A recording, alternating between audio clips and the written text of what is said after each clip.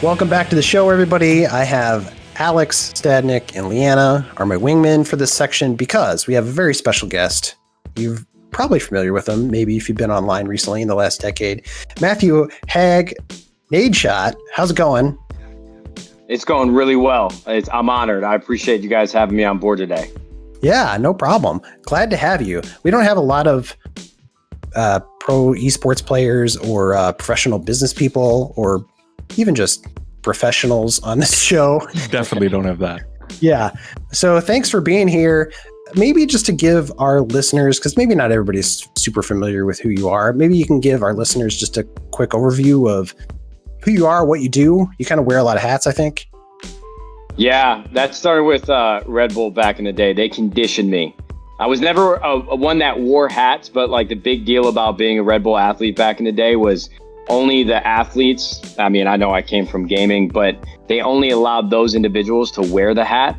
And so it just sort of stuck with me through the years. I now work proudly with Rockstar Energy, but that was something that conditioned me. But yeah, I can give you a little bit of background.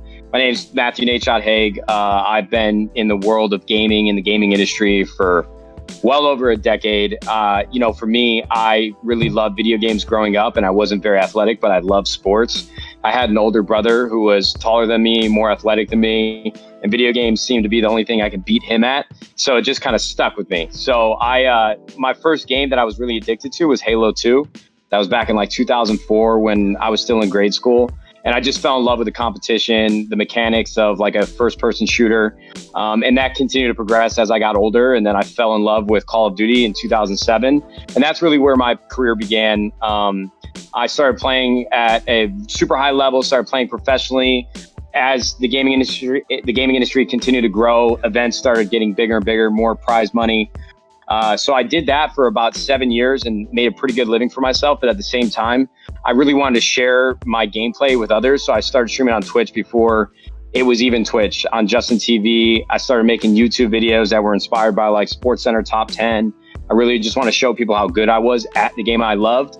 And then the content boom is like I like to call it. You know, it was like the big bang of just content from every direction. So I really feel like I hit the right wave at the right time. I played for a team called Optic Gaming for the majority of my career. Had a lot of great years there, a lot of great memories, a lot of videos that were created for YouTube that I can still go back and watch. But then I spread my wings, moved out to LA, retired from professional gaming, started just creating videos about broader topics besides gaming, you know, sneakers, cars, anime, anything I was really interested in. I figured my audience would be interested in them too. We were the same age. And then 100 Thieves sort of fell into my lap. I really just want to start an apparel company that can differentiate itself from Nadeshot. I felt like Nadeshot was so personalized and so personal to just me. I wanted to create a broader collective that would be more encompassing to my audience, so that they could feel like they were a part of it too. And then I had one of my friends who actually was a fan of mine growing up, who was a really savvy investor. And he's like, look, man, I love your business. I love 100 Thieves. I think it should be more. So I jumped back into esports. He really like twisted my arm. We brought on some money. We brought on some talent. We brought on some employees and some teams and players and coaches. And over the last 3 years, we've been... Yeah, and Drake. Yeah, Drake was a good part of that too. Thanks for the reminder. Yeah. So yeah, that's a long story short. As quick as synopsis I can give you: professional gaming, esports, apparel. That's really what I do now. Yeah, no, perfect overview. Do you and your brother still play games? Do you still kick his ass? Oh, no. He strayed away after we went to Madden 2004 is when Mike Vick was on the cover, and he was convinced that was the only game he'd probably be better than me at. And we played when we got home. We went to the midnight release, and I won a game on a game-winning field goal. I don't think he's played a video game with me since. He didn't talk to me for a week. Amazing. Yeah, it sounds like me and my brother, although he sometimes wins against me. Yeah, just to dive into your background just a tad bit more, famously you worked at McDonald's before kind of making it big online, and you went to a community college and you grew up in Chicago. Sounds like you kind of had a normal Midwest kid upbringing, and then Yep. You transitioned into, now you're this internet celebrity. What was that transition like? Oh, well, you know what? I've always felt very grounded just because it happened slowly. You know, a lot of people can look at my career now and just see like it was a whirlwind. But for me, you bring up working at McDonald's and going to community college. I mean, I was dead broke. I was making like $7.30 an hour. My parents, they kept me very disciplined. They were great parents. My dad was a carpenter. He's still working to this day. My mom was a secretary at the hospital. So that super normal upbringing in the Midwest. And I just feel like I caught a lot of lucky breaks. I think in a lot of ways you could have good ideas and you could be as motivated as possible and work really hard, but some things need to turn your way. And I just feel like I hit the right wave at the right time. My age and falling in love with video games and really spending my whole life doing it. Who would have thought that it would have happened at the moment when video games really went global from a content and accessibility standpoint? So I always feel very fortunate where I ended up. I mean, like I said, I hated school, and just the ability to drop out of college and to pursue something I love. Not many people get that opportunity. So I feel very blessed and very fortunate that I wound it up here. Yeah. Do you feel like those business classes are still pretty helpful though? The fact you had some there were no business classes. No, man, I was taking like Greek mythology 101 and film. Basket weaving. Yeah, exactly. I was just trying to get my credit hours completed, and then hopefully in those 2 years move on to a bigger university and figure out what I wanted to do. But no, I mean, I that didn't help at all, actually. Well, it helped you figure out you did want to do that. Yeah, that's a great point. That was definitely a learning lesson. Great point. I love the fact. Okay, so you kind of brought up a good point. This is something that we talk about a lot, especially with the media side, is a lot of people see a person at the point of success and they don't really get to see the journey that brought there. And one thing that I've seen over the course of your career is just a lot of perseverance. Anybody in the public eye gets a lot of hate thrown their way. Sometimes it becomes being a scapegoat. Sometimes it becomes just people just hyper scoping everything you do. But one thing I really like too is that I've seen you talk about this publicly of, sometimes you've run into hardships and instead of just feeling really defeated, you kind of dealt with it publicly. Like you've always been very open with your fans and your community, and you've always been able to turn it into a positive. But one thing I think a lot of people might not know is that, earlier in your career, you kind of went through a really dark time. I would say around the 2012 era. And you lost somebody really important to you. Can you talk a little bit about that and kind of how that shaped your direction and how that's inspired you even today? Because I've heard you talk about it a lot, and it's really inspiring, I think. Well, yeah, I appreciate that. I think for me, what you're referring to, back in 2012, my mom passed away, and she was sick for a lot of years, and we never really knew what was wrong with her. I mean, it's really like it almost feels like straight out of a movie. At one point she had a seizure while she was driving and she broke vertebrae in her back, and then she had to have surgery. She had carpal tunnel at one point. We found out she was epileptic, hypoglycemia, low blood sugar. And it was just a combination of terrible things happening to her body and just very unfortunate. But I never really expected her to pass away. It was actually like one thing that I always remember vividly. My mom, a couple times, she would have a seizure, and for a young kid, you don't really understand what's happening. You just see your mom convulsing in a chair, and at one point, it happened while my dad was away. He was building a racetrack in Indiana, so he was out of town, and my mom or my brother and my sister, they had both gone away to college already, and I was home alone, and the seizure happened. And the one thing when she came out of it and was being taken away on a stretcher, she's like, "I'm not going to die. I'm not going to die. Don't worry about it." She was always a really strong-hearted woman that, she always seemed like she was fighting. And then when the time actually came, it was definitely a shock to me and a shock to the rest of the family. It was really hard to deal with. I mean, you mentioned before the podcast that you lost somebody in your life, one of your parents, and it's something that everybody's going to go through at some point, and there's no avoiding it. Time, we can't escape it. And so for me, I actually think in a lot of ways I was fortunate to go through it at that age and that point in time in my life. Of course, I would have loved to have decades more with my mother, but seemingly the worst possible thing that could have happened to me happened at a young age, and I figured out how to bounce back and deal with it. And you mentioned, a lot of things happening in the public eye.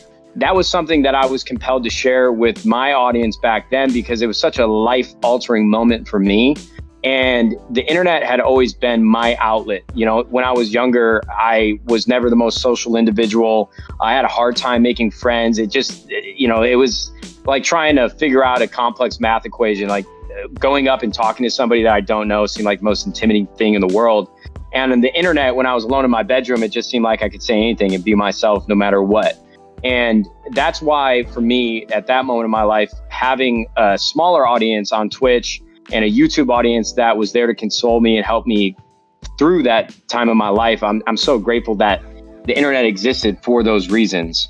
And so that's why I've always been super open and straightforward with my audience, just because it's how I started, and that connection that I have to them and my community has gotten me through a lot of tough times in my life.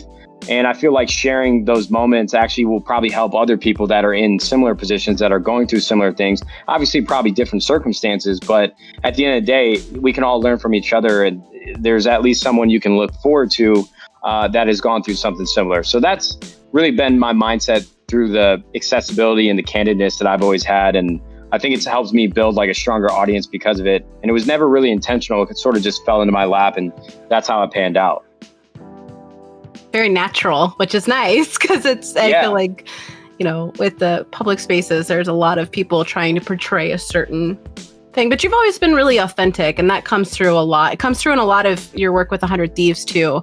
I've heard a lot of people underneath your umbrella of 100 Thieves talk about like what an empathetic leader you are and how they feel taken care of. I'm kind of interested to learn more about your philosophy with that. Like, how do you stay grounded? How, you mentioned that it's been a slow progress, so that's been kind of easy, but how do you stay grounded? How do you make sure that everybody that is working alongside you is taken care of and remain such a positive influence on the people around you? Well, I think for me, 100 Thieves, the reason why I started, I mentioned at the beginning, I don't even think I mentioned it to you guys. I think what was so important about 100 Thieves and why I was so excited about it is, one, conceptually, I wanted to build a brand that people felt like they were a part of as well. But when you're working as a content creator, in a lot of ways, I was like an independent contractor, and I'd work with brands, hopefully make some money. And when you work on your own YouTube channel and you're streaming, you're very isolated and you're working alone a lot. And I went through some lulls where I was just, locked away in my bedroom or my apartment for so long without even seeing anybody. That affects you mentally. And so for me, I wanted to build a brand where I could work with other like-minded individuals, and they could help me build towards a common goal. And I think collaboration was something that I was really yearning for. And I found it here at 100 Thieves. I have the honor of working with some really smart individuals that are talented, that are passionate about gaming, who have grown to love 100 Thieves through the time that they've spent here.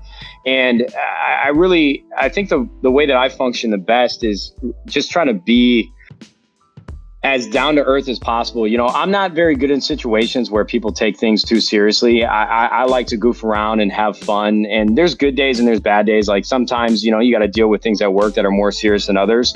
But I'm never going to be the one that's presenting like a PowerPoint, working on an Excel spreadsheet and answering emails all day. It just isn't in my DNA. I got to be in front of the camera and be hanging out with people and just, can I swear on here?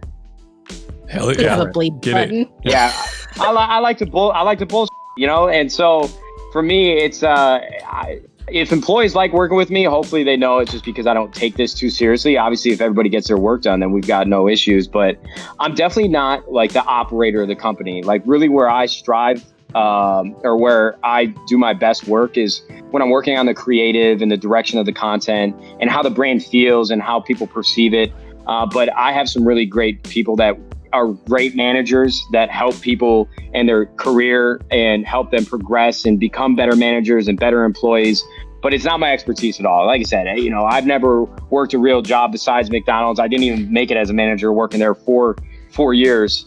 So I just like to have fun, and hopefully people enjoy working here. And if they do, then my job is done. If you went back to McDonald's today, you think you could still make a hamburger? No. Yeah, oh, absolutely. Did you make us hamburgers? We're hungry.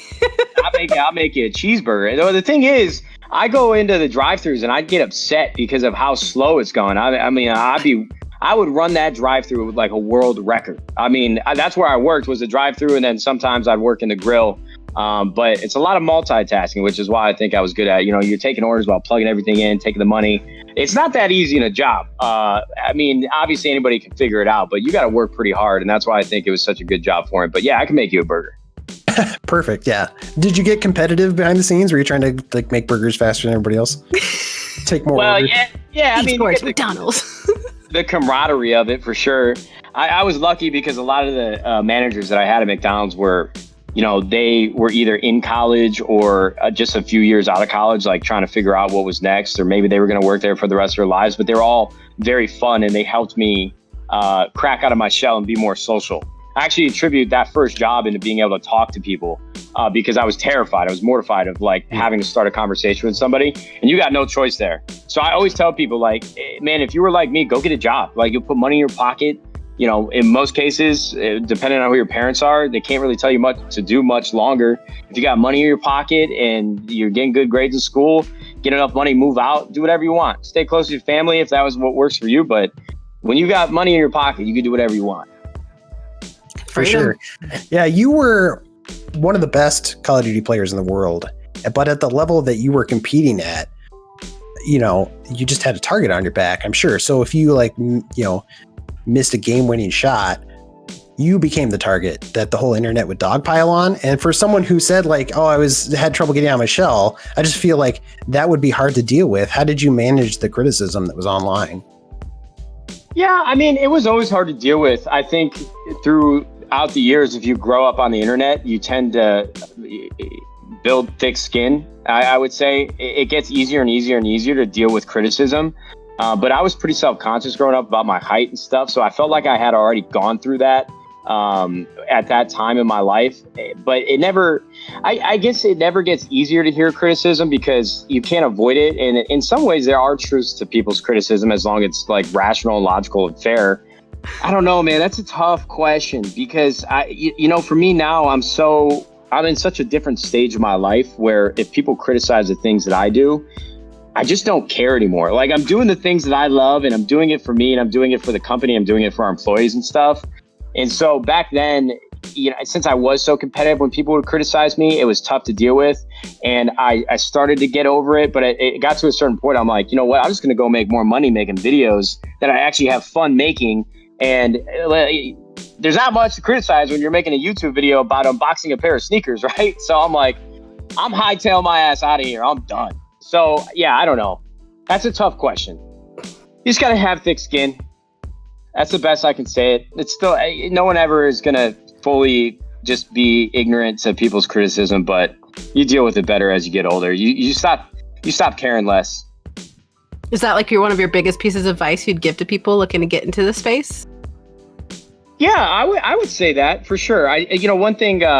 One thing that my parents really drove into my head, or at least I got to see with them, I mean, they were hard class people. And so when people would, you know, give them a hard time if they were ever dealing with any situations where, you know, there was adversity, they were like, listen, you're going to get older and you're not going to care about what these people think about you because you're going to have your own that you got to deal with and you got to worry about. And so I think that's something that I've definitely learned as I've gotten older. The more experience you have and the more things you go through your life, you realize that things that people are saying about you or about the game that you have or the way that you're presenting yourself online, I mean, it really doesn't matter. We're all going to leave in a casket one day anyways. I know that's a little morbid, but like, it's facts. What are we worried about? You know, like, if you don't like what I do, then I'll just block you. I don't care. Like, that's the advice I could give as best as I can give it. Just who cares? I'm going out in a creative so I action appreciate thing. that. I appreciate that. Like, you're just gonna leave in a casket because that's definitely true. Unless you get cremated. Unless you get That's cremated. True.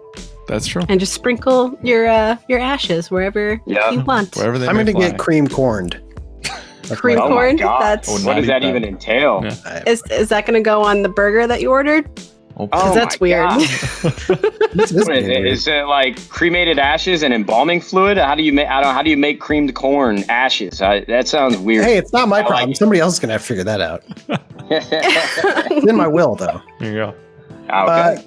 Matthew, you talked about in 2017, you founded 100 Thieves, which you kind of referred to as a clothing company. You said it fell into your lap. Can you elaborate on that? Well, yeah. So 100 Thieves Apparel really started from a young kid sending me a windbreaker that he created himself. And I was like, oh my God, this is amazing. I got to talk to this kid. So I paid him for the design and we sold it, and it did really, really well. And so 100 Thieves was like catching steam and getting more and more popular. And so I have a friend, his name is Blake Robbins, and he's a successful venture capitalist for a fund called Ludlow Ventures.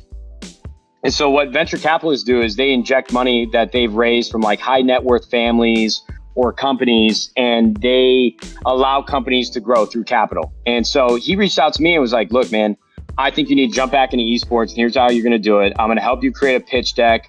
One of our investors is Dan Gilbert, who's an owner of Quicken Loans and the Cleveland Cavaliers. I'm going to fly you out to the NBA finals, and I want you to pitch 100 Thieves to him in this boardroom. So I'm like, all right. I hopped on the plane. I'm like, yeah, I want to go see the Cavs versus the Warriors.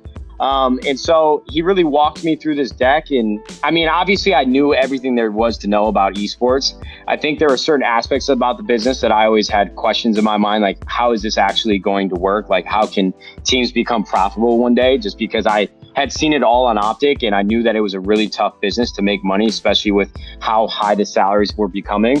But when we started talking through what the apparel business could look like and what content could look like, and that was something that I knew a lot about because I had been doing it for years as well.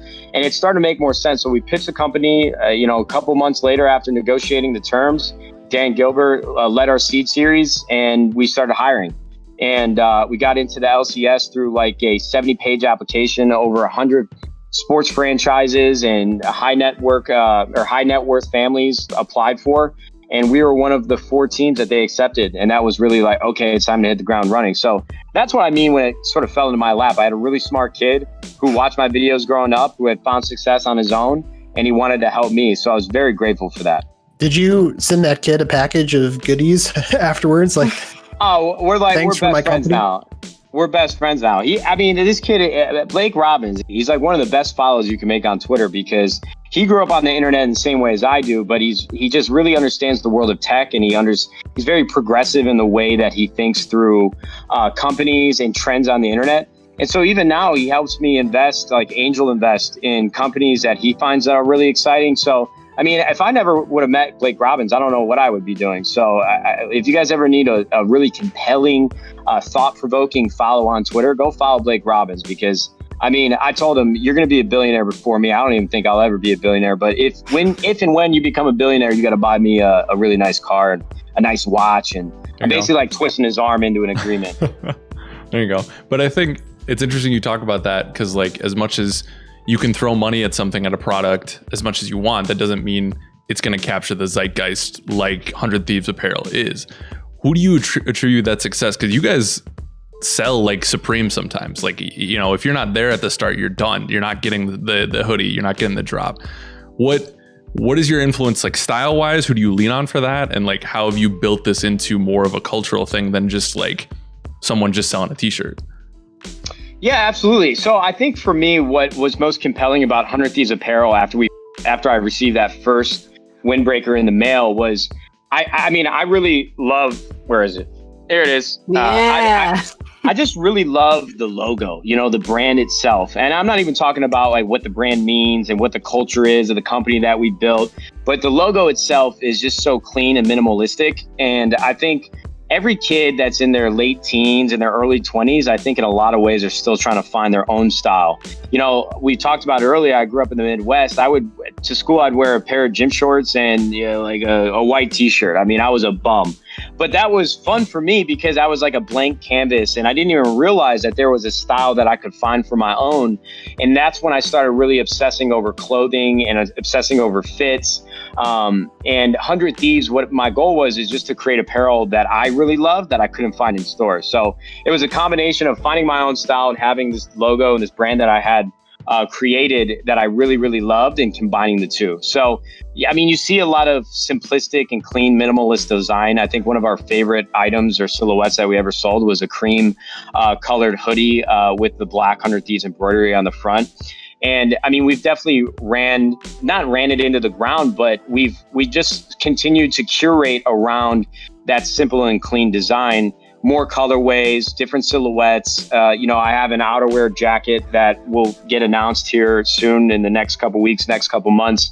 But we have a lot of great plans for our apparel over the next couple years. And I'm just really excited in the direction that we're taking, because I think there's something here for everybody. I mean, if you like the clean and minimalist design, I think you're going to love what we're going to be announcing in the next couple months. And if you're somebody that was a fan of our no camping drop that happened late summer last year, where you get to get very like introspective and creative with the design elements and the colors, and it's a little bit more busy, that have like strong ties to gaming. I think there's going to be something for everybody. So that is really how I've maintained the 100 Thieves brand and how I look at how we curate apparel.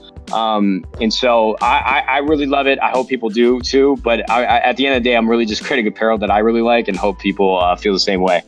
We're in Minnesota, so like it's cold. So like 100 Thieves onesies win. I was gonna say, if you got some extras, you can use the 100 hoodies out here. We got a lot of hoodies. Trust me. I want the onesies, the footsies. We'll have to send you guys. You know what? I'm not opposed to onesies. Maybe if I have a kid one day, we'll make them in children's sizes and adult sizes. I wore a onesie in 3rd grade, and I only wore that once because it got me fun. Never underestimate the power of a good 3rd grade onesie. That's a power play, man. I bet it was like teacher straight in the eye as you walk in the door too, to assert your dominance. That's right, stare him down. It was also like white and black striped, so I actually kind of looked like a convict. It was like an old timey like I was in jail, and my grandma had made it for me too. So it was kind of like, well, I should probably wear this. That's a choice. And if you never wore that onesie in 3rd grade and looked like a convict, you would have never had this story. So it works out perfectly. That's right. Yeah. Hey, if you want, I can try to dig up a photo and send it your way if you guys need some inspiration on the next design. Ben will be your new Blake. Absolutely. Send it on over. I love it. I feel bad we've gotten this far in the interview without asking probably the most important question, even though this is going to air after it. Who you got at the Masters? Ooh, man. Hey, that's actually, I love talking about this because I've been trying to figure out who I'm going to spend my money on and make some bets. Man, it's tough. For me, I've got the beautiful thing about golf, or what I try to explain to people, is if you don't have a golfer that you're following or you're invested in and you don't play golf, you might think golf is probably the most boring thing you could watch. But once you really invest your time into learning these storylines and the history of the players and their level of talent, it becomes super compelling. So Masters Week is like the best week out of the year. I've got like a top 5. I wouldn't say I have an outright winner. There's probably going to be 5 golfers that I bet on. Smart. I would say Bryson DeChambeau, because he's a huge gamer and he loves 100 Thieves and he can hit the ball a ton. Justin Thomas and Jordan Spieth, because they're playing some really good golf this year. I'm throwing Matt Wolff in there just because he is one of the most interesting players on the tour, one of the most interesting swings that has ever been seen or laid eyes on in the PGA history. And he lives like an hour north, and I'm going to take a lesson with his swing coach. So I love his game. It's crazy. So Matt Wolff is my 4th. And if I had to pick a 5th, it'd probably be Max Homa. He won his 2nd event this year at the Genesis Open, and he's a great guy. He's helped me with my swing. And if I had to throw a 6 in there, I'd say Colin Morikawa as well, because he's a young stud. So that's my 6. Okay. I don't think that's very helpful. I should pick one, but I don't want to get it wrong. Yeah, I was gonna say you hedged your bets for when this posts after it. I appreciate that. How's your golf game these days? Yeah. It's good, man. I mean, it's hit or miss. I'm not a professional by any means, but it's one of those things that I tell young kids. Golf is something that you can do for the rest of your life. And it seems pretty intimidating, but it's really not as expensive to get into, and it's not as guarded as it may seem. And it's a game where you can go out under the sun in some of the most beautiful areas of nature around the country, around the world. You're out there with your boys, and you're trying to hit a ball as far as you can. And for me, honestly, I brought up going through lulls and being isolated for a period of time living out in LA. Golf was a great outlet as well. Get me away from the video games, get me away from the TV, get me away from my thoughts. And it's something you can do until you're old and decrepit. So it's for me like a timeless sport. And I think it gets a bad rap because people think it's really hard to access and they watch it on TV and like, this is boring. But once you play the game and really feel and understand how it's supposed to be played, I promise you'll fall in love. It's just the best thing ever. Also, watch the Ryder Cup. There's nothing boring about that game, about that weekend. Yeah, I love it. Going back though to 100 Thieves, I think one of the things that really catches my eye as a video person, right, is your guys's. I would say 100 Thieves was one of the first esports groups to really embrace high level production, right? Maybe not at the start, but like that was, especially when the content house was coming around, like that was such a focus. Can you take me through like the decisions around that? Like when you guys were starting to like really like lean into this, like what pushed you to not just, you know, settle, right? To be top of the line on a video front? Yeah, for sure. I think for me, production and quality of the content that you're producing, you know, from like a spec level. I mean, I used to vlog with like a Canon G7X. That was the most typical and most used camera years later for vlogging. But that was back in like 2012, 2013. And every time I'd go and watch a new video, I would just obsess over the quality of that video. And so I think, you know, when I was doing daily vlogging, I upgraded to Sony A7S Mark II. And at that time, nobody was really using that camera because it's a really heavy rig, very expensive for lenses.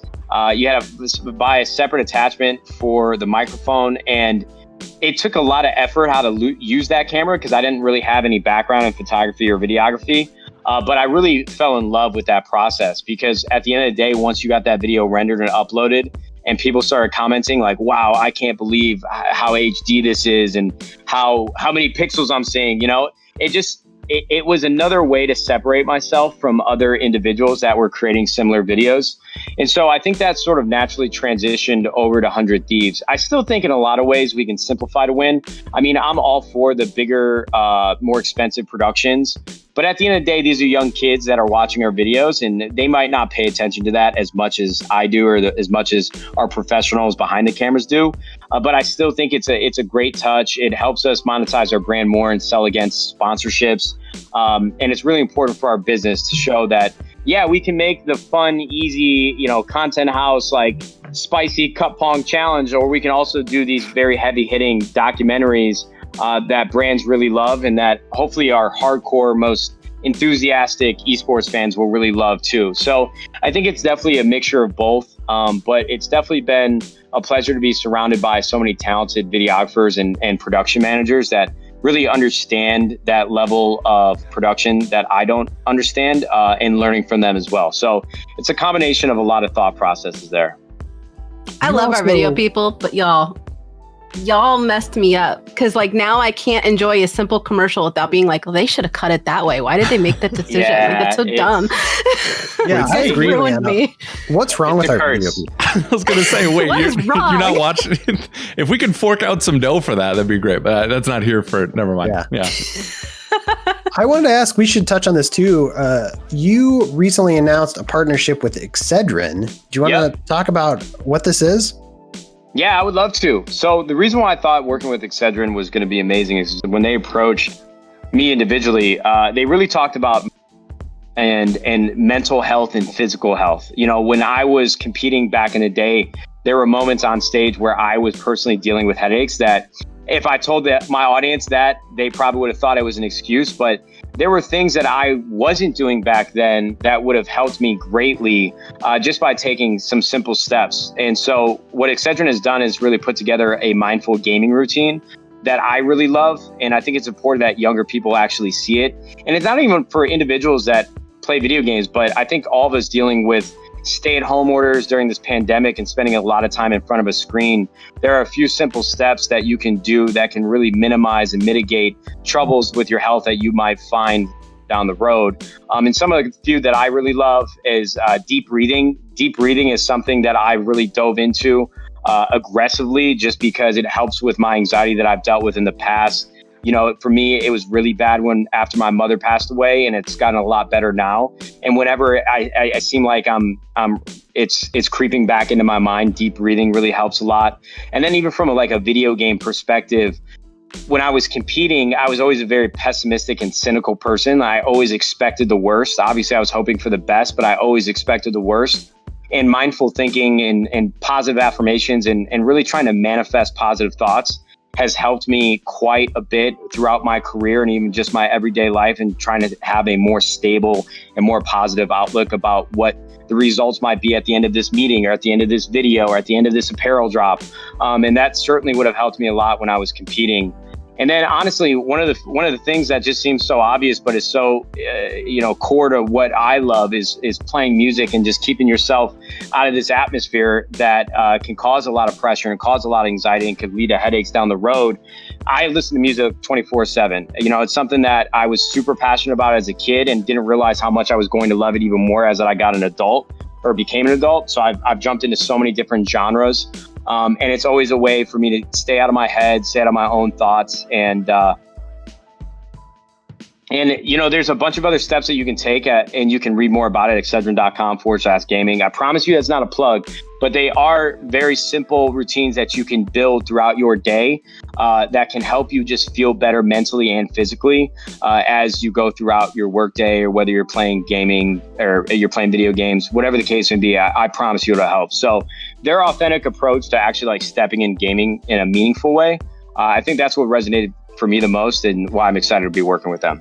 Yeah, I'm glad to hear that the tip isn't just take some Excedrin, but that's not the extent of the whole thing. That there's more steps you can take there, and and Excedrin's a fine product. I've used it before, but yeah, there's other things to keep in mind while you're gaming. Even just like me, a scrub who's not like a professional gamer, there's times where I'm definitely looking at screens all day, and that affects you. Yeah, absolutely. I definitely think Excedrin is taking more of a holistic approach and trying to help individuals in the gaming community. I mean, I've definitely taken Excedrin before, and it helps eliminate those headaches that just don't seem to go away. And I really just love their initiative. So if people check it out, I think they'll be surprised how those little tips and cues throughout the day that you can remind yourself to do will help in the long run. Do you think you would have stayed in the competitive scene if you would have learned those skills earlier on? No. That's Remember, a hell no. I was the scapegoat. I mean, I miss it from time to time, but my time was done. I was ready to try something new, and I'm glad that I did it. Do you think, I remember when esports first started being a thing. I'm going to kind of date myself here. I'm 33, but I remember when it first started emerging, everybody thought it was going to flop. Like, oh, video games as a sport? Are you seriously? And then it kind of, like you said, it exploded and it unfolded. And sometimes it exploded in good ways. Like we're seeing the positive with Valorant. We're seeing the positive with Warzone. Warzone's done a lot of charity efforts. I'm kind of interested to see, though, with like your bird's eye view of having been in it and then escaping it is the best way I could explain it. Because I hear a lot of people say that of like, oh, I'm on the other side. I'm doing, where I'm supposed to be now. But I'm kind of interested to hear your thoughts on the evolution of the competitive scene and what kind of changes, if you could affect change, what kind of changes would you implement? That's a good question. I mean, at the end of the day, video games and esports has spawned from the love of those games that people are playing. I think in the last few years, you've definitely seen developers that have tried to force competitive gaming on their own game. But in a lot of ways, I think what you've seen is the most successful esports, where it started was the love of the game and people's their yearning to continue to play that game. And so I would, if a game developer could heed my warning, just you got to make sure the game feels good and it's intuitive and it has replayability and it's fun to play before you can even start thinking about throwing events and putting out cash prizes. Obviously, that's not the easiest thing to do in the world. I'm not a game developer by any means. I'm not saying that I know how to make the perfect game, but those were the first steps that I would take if I were to help esports get a little bit smarter. But I think the industry is only going to continue to grow. Look, video games are only going to become more immersive and more intuitive. The environments that you're competing in are only going to get better. The environments that you're playing in are only going to become more expansive. I mean, technology is growing and growing and growing every single day. I mean, if you go back, I love every single day I'm on Reddit, I see it pop up every couple months of like what Tomb Raider looked like in 1999 and what it looks like in 2021. I mean, it's unbelievable how much these games have evolved. And I think that is always going to be the case. And look at Fortnite, for example. Maybe not the best example for the most prolific esport in the world, but really took over the gaming community and it created a moment that people will never forget now in these last couple years. And there's always going to be another Fortnite. There's always going to be another Minecraft. There's always going to be another Call of Duty. People are going to figure out how to make great games. And so if you're not a part of this industry now, I think you need to jump on board because it's only going to get better. It's only going to get more immersive and it's only going to get more fun. So that would be my thesis, and that's why I love the 100 Thieves business so much, because as long as we can continue to do a great job and make some money and make sure this business can stay alive, I think there's always going to be new opportunities in the future to celebrate and play great games. I love it. For sure. You broke a little bit of news. You and 100 Thieves broke a little bit of news today. You've promoted some of your friends. You wanna talk about that? Yeah, absolutely. So Valkyrae and CouRage, they've both been with us for about 3 years now. I've known CouRage the last 8 years. I met Ray about 3.5 years ago, and they have been pioneers in their own. Jack was an unpaid intern at Major League Gaming, had a ton of college student debt. And that was, I wasn't sure if I said that was 5-6 years ago. And now he's one of the biggest gaming creators in the world. And he's been working with us at 100 Thieves and been putting his best foot forward, helping us with our content, our strategy, and really is meticulous in the way that he carries and conducts his business. Ray was working at GameStop some few years back, and now she's the biggest female gaming star in the world. And so I felt like it was only right for them to have a vested interest in the company moving forward, since they've done so much to invest their time and their efforts and their brands into 100 Thieves. It was really more so a reward for all their hard work and hopefully the continued work in the future. And they just carry themselves so well and have such great communities that they've built around them. I don't think there's a more perfect fit to come on the ownership table and help drive 100 Thieves hopefully into the next hemisphere, the next atmosphere, the next Milky Way or galaxy. Milky Way, next galaxy, expanding upon the universe. I don't know. I'm picking for straws here, or grasping for straws. It's been a long day. No, for but sure. They're phenomenal. If you watch Ray or Jack for 5 minutes, you can tell how bright their lights are, and I've loved working with them. They've done such great things for the organization, and we really wanted to reward them for being as amazing as they are. Ray is precious. Her Among Us streams with Sakuno, I just want to hug her, like, sweetheart, you're not a good murderer. Yeah, and you know what? She's the same way in real life. Just the nicest girl you ever meet. You know, she's always got a smile on her face. She's always just so polite. I love nice people. That's my biggest thing. My parents always told me, just be nice to people. And I'm not perfect. I'm not always nice, but I try to be. And Ray is always nice. Yeah. How long was this in the works? Because I'm sure you guys have been working on it for a little bit, right? My partner John and I, we've been talking about that for some time now. I mean, in all actuality, it's difficult to coordinate such a business transaction, especially when they have their own business that they have to look out for, and we have ours that we need to look out for. But we just did everything we could to make it work. It got to a point that they were contributing so much. We just wanted to make sure that we can repay them for the things that they've done. And hopefully they want to continue to work with us for years and years and years and years to come. And so it's been in the works as a thought for a long time. And we finally made it happen over the last year. So I'm glad we made it from the starting line to the finish line and finally got to announce it. Cool. Yeah. Congrats. Thank you so much. Yeah. I can't wait to share all the things that are coming this year. Matthew, when you look back across your life and all you've built and the stuff you've done, do you attribute your success to hard work or to luck or to both? I definitely think it's a little of both. For me, I've talked about it a few times now in our conversation. I think timing was a gigantic, a monumental factor in my success. If I had to start over where the gaming industry is at right now, I wouldn't even know where to begin, and I don't even know if it would ever pan out.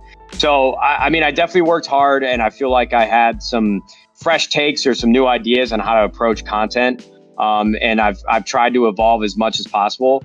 But I definitely think hard work and good luck and timing were both factors in how I've ended up here, for sure. Awesome. What's next? What's next? TV, movies, the world? No.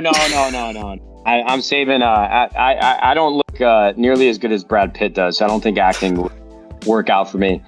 We've got some new business ventures that should be launching later this year. I obviously can't talk about any of them, but if people have been calling 100 Thieves a hoodie org, well, they're going to be pretty upset when they see some of the things we're working on in the future. So I'm excited. I'm excited just to continue to create new opportunities for our fans to celebrate with 100 Thieves, and I can't wait to roll them out. I wish I could talk more about them. I hate holding on to secrets, but I've gotten a lot better at it over the last 4 years. I used to not be able to hold a secret for the life of me because I get excited about something. I got to tell somebody about it. But now I'm pretty good at keeping my mouth shut. My mom would be very proud. You were the Tom Holland of gaming. Yeah, right? I love those interviews. I go back and watch them all the time. But yeah, Tom Holland, not great. I mean, I like him, but yeah, not great at keeping secrets. Oh, great guy. Yeah, but let's you heard it here first. Nadeshot hates Tom Holland. Game Informer exclusive. Right. Calling you out, Tom. Where you at? Hey, man, he's got a great career ahead of him. But yeah, he's got to stop leaking scripts. For sure. Well, Matthew, really appreciate you being on the show. Thanks for being here. For real. Yeah, hey, to be honest with you guys, I do a lot of these, maybe not as many of these interviews, but you guys ask some great questions, and I appreciate that. For me, when I do media or any type of podcast, it's usually the same old typical questions, and those are very refreshing and reminded me why I'd love to make content. So thank you. I really do appreciate it. Yeah, they're good at their jobs, and I'm here for the ride. And talking about burgers.